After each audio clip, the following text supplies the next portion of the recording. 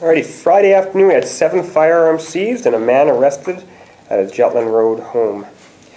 So 7 firearms were seized and a 31-year-old Victoria man was arrested Friday afternoon in the 3000 block of Jutland Road. Police received complaints that the man had produced a gun in a domestic situation earlier in the day. He had multiple firearms inside the home, and there were children living inside the home at the time as well. The suspect was the only person home when our police officers went and set up containment. It was around 2:30 when the Greater Victoria Emergency Response Team arrested the male without incident. He had tried to escape from the balcony, but was immediately apprehended after a short struggle. The man was taken to the hospital for precautions for minor injuries he sustained during the arrest. A search warrant to the home yields 7 firearms, nearly 200 bullets, 2 bow and arrows, and multiple knives and edged weapons. The man was not known to us and had no criminal record. So right now, police are recommending charges of possession of a firearm, pointing a firearm, sexual assault with a weapon, and uttering threats. Due to the nature of the file, a publication ban has been placed on it, which prevents us from commenting any further on specifics. Can you just say whether the guns were registered? You know, there's the registry. Were police aware that there were many weapons in the house ahead of time? The weapons were put into our property and control unit, and they're working through all the registration and stuff like that. Okay, so there wasn't like you know, the National Gun Registry where it was supposed to help police? Yeah, I don't know if there was any FAC information. I don't have that for the file right now. So Is the sex charge spouse or a child? I can't disclose that due to the nature of the publication ban. But you would tell us if it was a child, sexual assault? Probably couldn't disclose that for the nature of the publication ban. Sorry? Name? Of him, no. Publication ban. So does that mean the victim is related to him? I would say that's safe to say. So he has appeared in court and the judge has granted a publication ban? Yes, telebail hearing. Appeared in court, and there was a telebail hearing. Okay. Publication ban issued at that time. Okay, but can we get the file number so we can, Yep. Yeah. File number is 11-28842. Is it the court file as well? I know that's our file. I don't have the court file. So when did the alleged sexual assault occur, where there was a complaint that a weapon was produced? It was earlier that day. And the telebill hearing, I'm sorry, what day did you say it was on? Friday. It was late Friday night. It's either late Friday night or early Saturday morning. I'm not 100% sure. So was anyone taken to hospital in relation to that? No. Nobody was taken to hospital. So the person was not seriously injured, the victim? Right. Is that person receiving victim assistance? Everybody's being looked after very well by our investigators and victim assistants.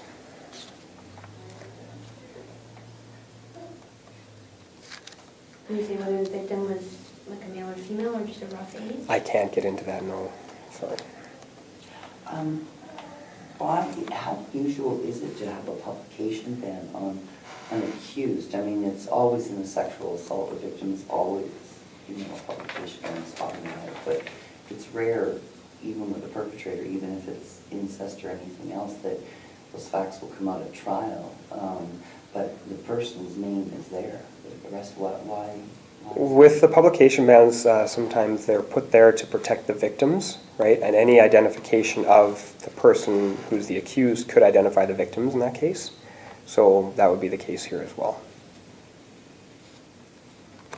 The publication ban is upon us not to publicize it. We're given by law not to publicize it. It's not that, like we are in a position that we are the essentially the governors of what we will put on the air into a fall of law. Right. Releasing his name, I mean, surely the judge didn't just put a sweeping publication ban. He probably put a 517 on and said the name was not to be published. That doesn't mean we can't have it. We just can't publish it. Okay, the information I have was that it was a sweeping publication ban, but I could be wrong. That was what I had received from the telebail coordinator. So where were the victim and the children in the home like you said, he was the only one in the house when there was the arrest made, so where did Right. they go in between the assault and then the arrest? They were with us at the time. Okay. How many children? 2 children.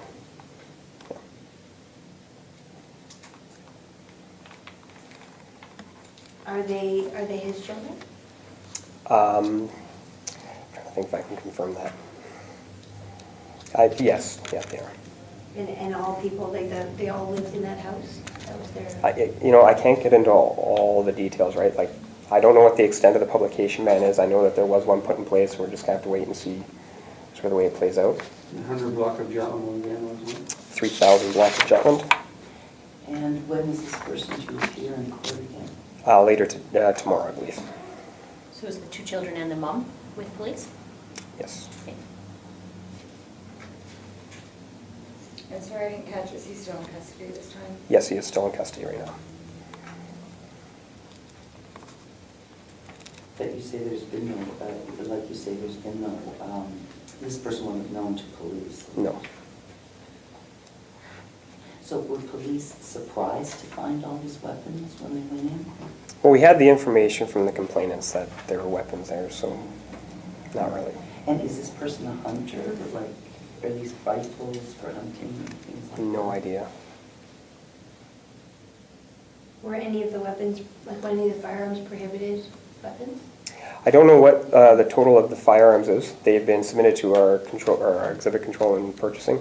So they're looking into the history of the firearms and all the things that surround that. And that bow and arrows, are those prohibited weapons at all? No, they're not prohibited weapons, but just due to safety concerns, the weapons were seized. And was it the victims who called police? The victims were the complainants? Yes.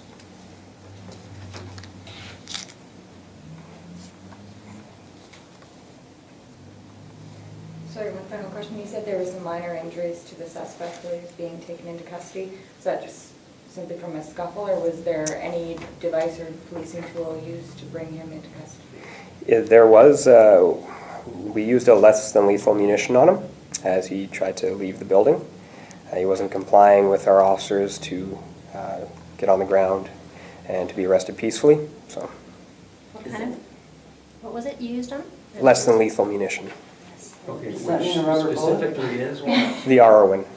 Okay. The R, I don't know what it stands for. what did you call it? The Arwin? R-O-N? Yeah, So you used a beanbag gun on him? it's not a beanbag. Not a beanbag? No. Like a rubber What bullet? did you use? Arwin is a plastic, not a plastic bullet, but it's a projectile, sort of like a flying baton, I guess is the best way to think of it. And what kind of injuries did he sustain? Just minor abrasions.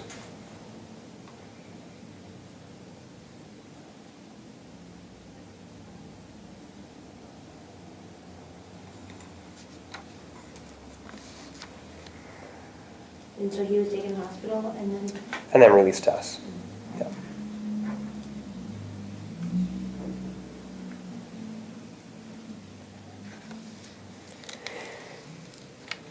All right, if there's no more on that one, continue the next.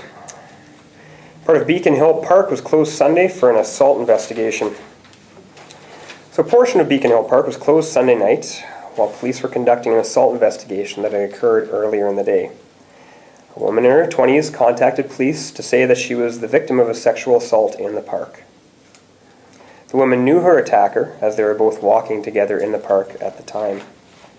She fought off his advances and managed to punch him in the face before fleeing. The attack occurred approximately 100 meters from the petting zoo towards the dog park area. The suspect was arrested later that night at a James Bay home. 51-year-old Victorian man is facing one charge of sexual assault. He was released on a promise to appear for September 26th with strict conditions not to contact the victim. Our Special Victims Unit detectives will continue to work with the victim in this case. How serious were her injuries? Minor injuries. What time of the day was this? Overnight? It was late afternoon.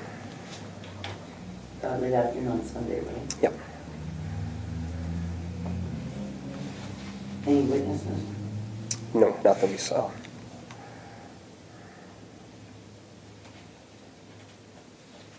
So was there evidence gathered at the park then to support these charges? I don't know what the results were of having ident out. I know they were scouring the bushes for quite some time. So did you have to close off part of the park? Is that what happened? Yes. Okay, just that, around that area between the petting zoo and the dog park? Yeah. Okay. For a couple of hours. Can we ask, are you saying they're friends or just known to each other? Say more of a friend type. They're close associates. I don't know if they're friends or if they hang out all the time, but they have known each other for a while. Can you give the rough age of the victim? Oh, you said 20s, yeah. Is there alcohol involved? Yes, there was. On both sides? Yes. Do you have a rough like block of where the arrest was made in James Bay? I don't. I'm trying to think what it was. Remember what it was, Mike? Rough block? Superior? Superior. I don't remember what block. Yeah, me neither. Sorry. And arrested without incident? Yeah. And can we get his name or no? When charges are sworn. Charges aren't sworn yet. It's PTA. So is he in custody or no? No. Promise to appear.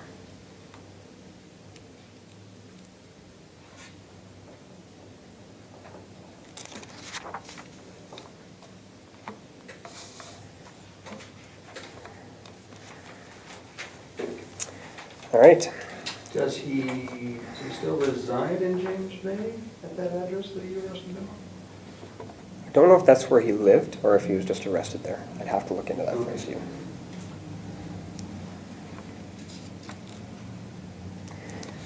All right, if there's no more questions, we'll carry on to the next one. So we had a drunk driver that was busted after a short foot pursuit. A Esquimalt drunk driver was arrested following a short foot pursuit that occurred Friday night just after 10 p.m. A woman had contacted police after being followed and harassed by a man driving a green SUV.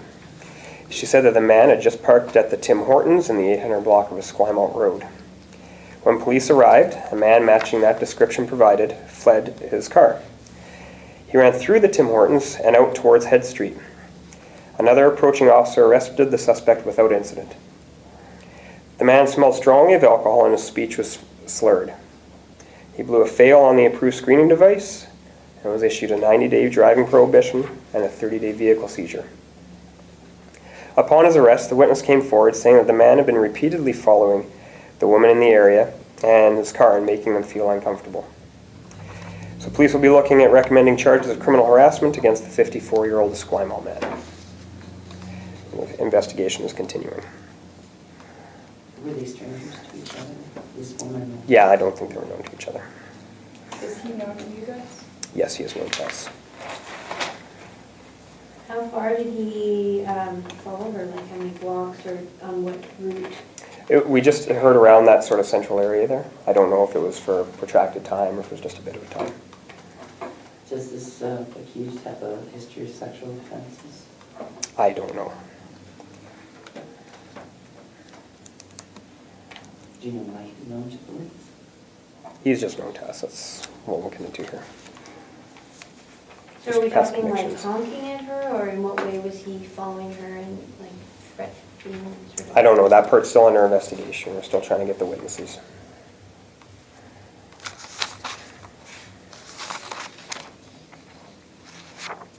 I'm sorry, did you say when they got out of the car at the Timmy's, was he continuing to sort of berate her at all, or? He got out and ran from our officers that came on scene, so there wasn't much of an interaction there. So he didn't follow her into the Tim Hortons? No, just he had tried gone to into escape Tim Hortons, police. yeah, and parked there, and that's when our officers came on scene. That's when he took off from the vehicle. So did she see him pull into the Timmy's and she continued driving on, or did she stop somewhere close to? Don't know what the intricacies were of that one. I know that we had the information that he was at Tim Hortons, that's where our officers went. Yeah. Thank you all for leaving that one alone. No Tim Hortons jokes. All right, and the last one, unless there's any more questions I have, just some notes. I've been getting calls all day, and the reason most of you are here is about the gang shooting that happened in Kelowna. the alleged gang shooting that happened in Kelowna. So I had some notes. It's naive to think that we don't have any gang members in Victoria. Right? We just had the Integrated Gang Task Force out over the Canada Day long weekend. And as they'll tell you, every community in this province deals with gangs. The Gang Task Force dealt with some individuals and files while they were here, but also a great learning experience for us. We had officers who rode along with them, and we also got to share their knowledge about how we can make our late night great night more effective and more efficient in serving Victoria. So we developed a great working relationship with the IGTF, and we implemented some new practices with the late night great night. And we also picked up some valuable intelligence. We have no indication right now of a gang problem in Victoria, but we're being very proactive and we're alive to the issue. Following the shooting in Kelowna, we will continue to share the intelligence with the Integrated Gang Task Force and monitor things at a local level.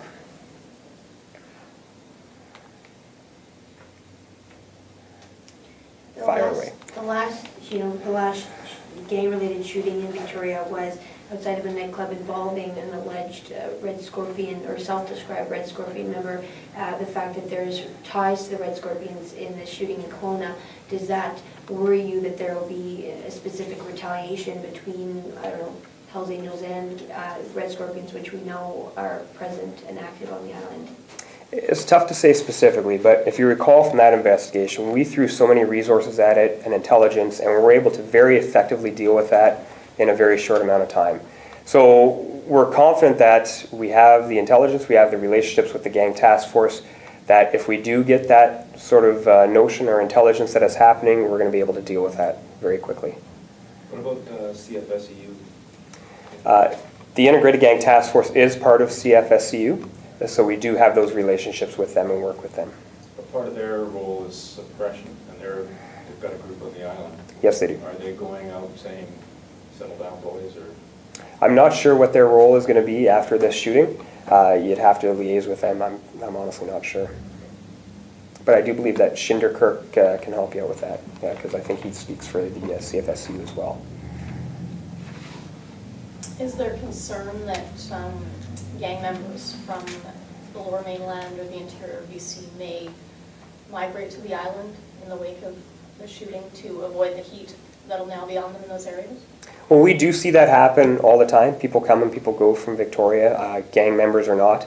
But we do have very good setups with the Integrated Gang Task Force, the intelligence with many different agencies, so we're able to pretty accurately pinpoint where they're going. So you're ready for a gang war here if it does happen? Well, we don't suspect that that's going to happen, but we are on top of it with our intelligence. We try to liaise as much as we can. But no community is immune to gang violence. We're just going to keep on top of it as much as we can. So when you say that, what does that mean? I mean, right now I'm hearing a statement, but like in practical terms, what does that mean?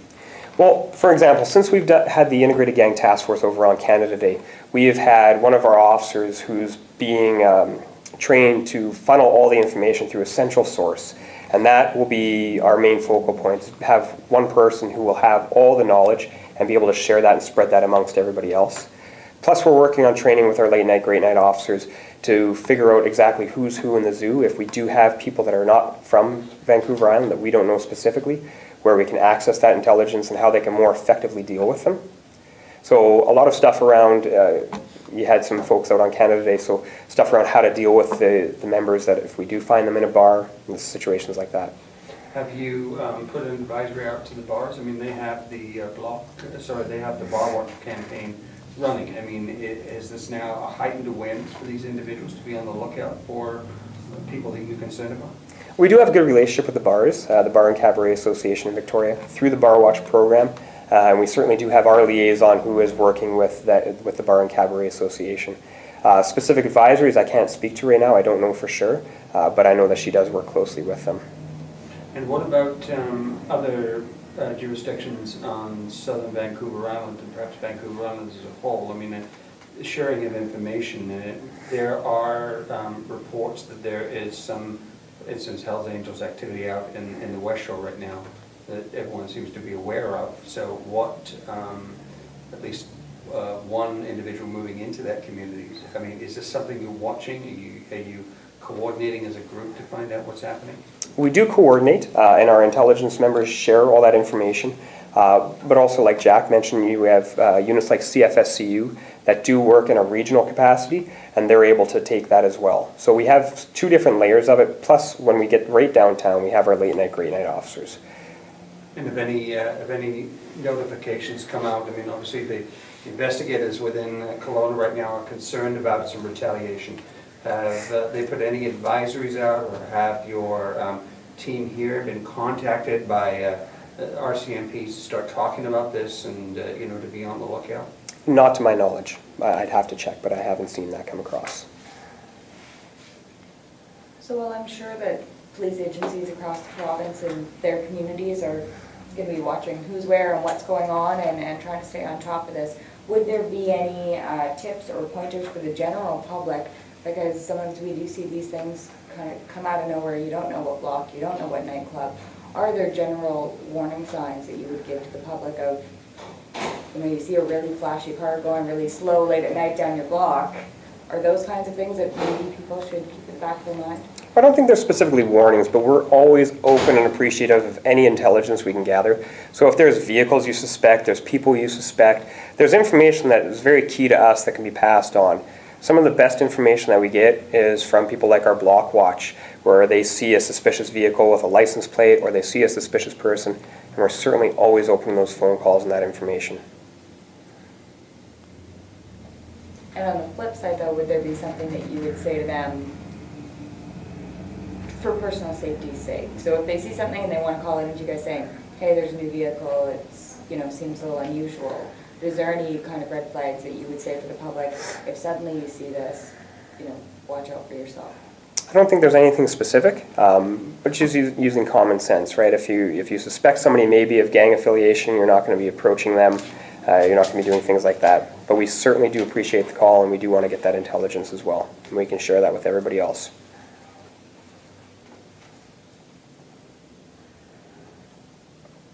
Do you know if you guys ever came across, in the last few years, any of the Bacon brothers in Victoria? Not to my recollection.